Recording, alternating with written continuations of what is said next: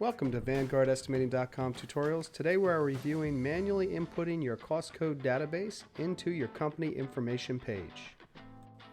Starting on this page, we're going to scroll down into the cost code section.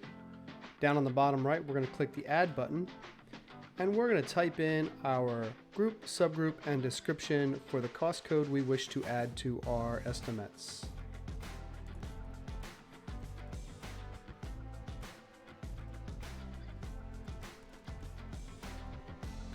Come down and click Add, and you've added that to your estimate database. Remember, you're adding these for use across all of your new estimates. Thank you for using VanguardEstimating.com, where we aim to make estimation software that is simple, powerful, and affordable, giving you the data you need to create more accurate estimates and win more projects.